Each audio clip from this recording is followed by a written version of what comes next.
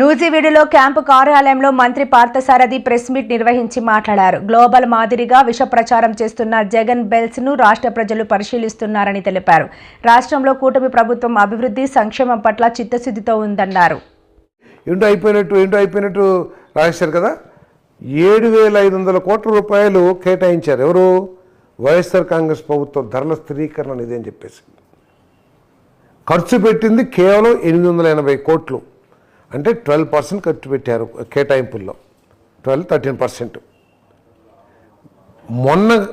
గత సంవత్సరం మేము 300 కోట్ల రూపాయలు ధరల స్థిరీకరణకి కేటాయించి 1,220 కోట్ల రూపాయలు కోకో కానివ్వండి, లేదు మన పొగాకు కానివ్వండి, ఇంకా అనేక పంటలకి కోకో, పొగాకు, పామాయిల్కి కేటాయించి. పామాయిల్ రేట్ బాగుంది కదా, పడిగారు. సో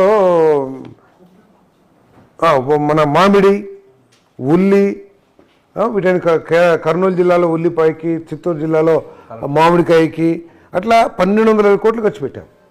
ఈరోజు 500 కోట్లు కేటాయించాం. 500 కోట్లు కాదు, అవసరమైతే 2,000, 3,000 కోట్లైనా ఖర్చు పెట్టడానికి ప్రభుత్వం సిద్ధంగా ఉంది. రైతుని ఎట్టి పరిస్థితుల్లో నిస్సహాయులుగా వదిలేసే పరిస్థితులు లేదు. వాళ్ళకి పూర్తిగా అండగా ఉంటామని చెప్పేసి కూడా ఇది నేను సందర్భంగా తెలియజేస్తాను. అదేవిధంగా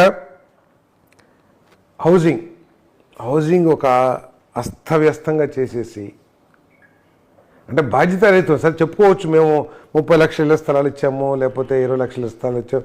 వారు కొనిచ్చింది ఒక 18 లక్షలు, 20 లక్షలు ఉన్నాయి అనుకోండి. దాంట్లో 50% ప్లాట్స్లో వెళ్ళటానికి కూడా సిద్ధంగా లేకోకుండా ఖాళీగా పడిపోయినాయి. దాదాపు 15-18 లక్షల ఇళ్ల స్థలాల్లో, సబ్జెక్టు కరెక్షన్, ఫిగర్ కరెక్ట్గా గుర్తులేదు నాకు, కొన్ని లక్షల ఇళ్ల స్థలాల్లోకి వెళ్ళటానికి కూడా సిద్ధంగా లేకోకుండా అవన్నీ కూడా వృధాగా ఉన్నాయి. అంటే అవన్నీ కొన్నప్పుడు ఎంత ప్రజాధనం వేస్ట్ అవుతుంది, లేకపోతే కొనేదేదో బాధ్యతగా కొని వారికి అవసరం వచ్చినట్టు, లేకపోతే ఇళ్ల నిర్మాణం. కేంద్ర ప్రభుత్వం డబ్బులు ఇస్తే 3,200 కోట్లని, ₹1 కూడా వైఎస్ఆర్ కాంగ్రెస్ ప్రభుత్వం ఇళ్ల నిర్మాణానికి రాష్ట్ర ప్రభుత్వ బడ్జెట్ నుంచి కేటాయించాల. అయితే కేంద్ర ప్రభుత్వం ఇచ్చింది, లేకపోతే ఎన్ఆర్జీఎస్ నుంచి మ్యాచ్ చేసేసి ఇచ్చారు. దానికి కూడా కేంద్ర ప్రభుత్వం ఇచ్చిన 3,200 కోట్లని వాళ్ళు డైవర్ట్ చేసుకుని వాళ్ళ ఇష్టం వచ్చిన ఖర్చులకి పెట్టేసుకున్నారు. దాని మూలంగా సగంలో అయిపోయినాయి.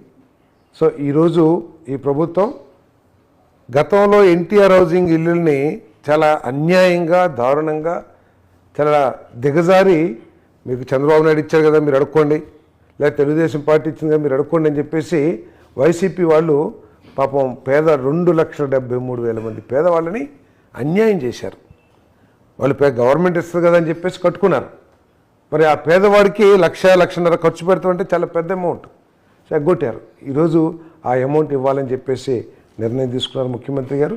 అంతేకాకుండా వైసీపీలో శాంక్షన్ అయినాయి కదా, జగన్మోహన్ రెడ్డిని అడుక్కోండి అని చెప్తానికి కూటమి ప్రభుత్వం సిద్ధంగా లేదు. ఆ ఇళ్ళన్నీ కూడా జగన్కి అసలు సంబంధం లేదు. ఆ ఇల్లు ఎస్సీ, ఎస్టీ, బీసీ, మైనారిటీ పేదవాళ్ళకి సంబంధించిన ఇల్లు కాబట్టి బాధ్యతగా మేము ఆ ప్రభుత్వంలో శాంక్షన్ అయినా కూడా పూర్తి చేయటమే కాకుండా వారికి సహకారిగా ఉండటానికి ఎస్సీ, ఎస్టీ, బీసీ, మైనారిటీలకి 50,000, 75,000, ₹1,00,000 అదనంగా ఫైనాన్స్ కూడా ఇస్తూ ఉన్నాం.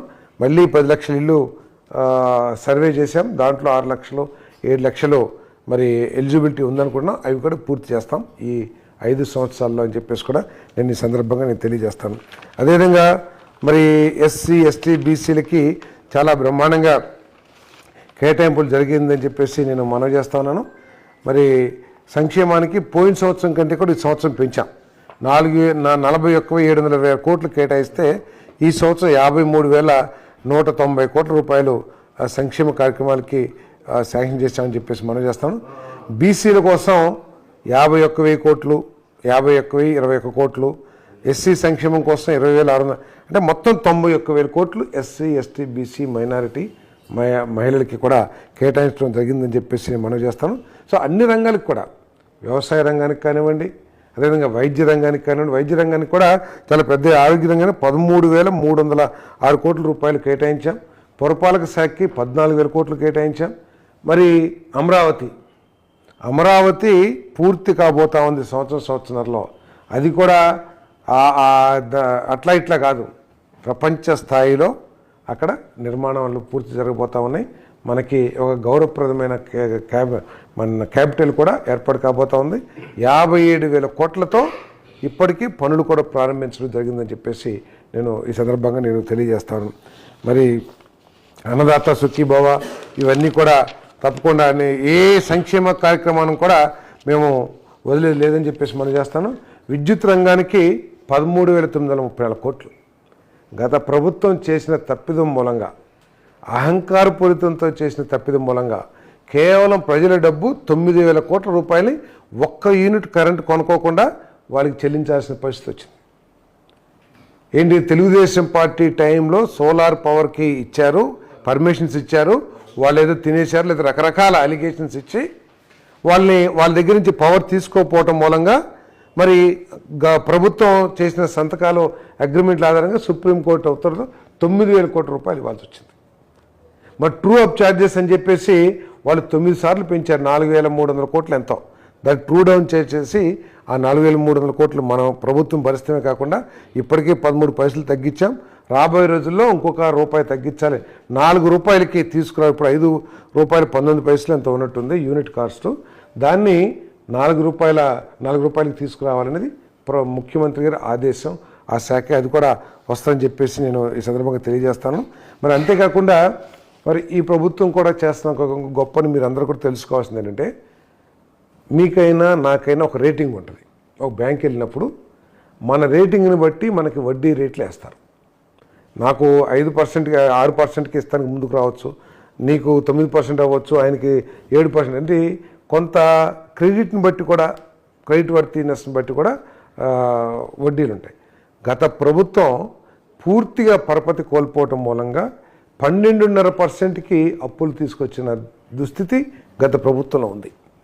ఈరోజు మరి పరపతి పెరిగింది, ఆర్థిక క్రమశిక్షణ బ్యాంకులన్నీ కూడా చూస్తూ ఉన్నాయి.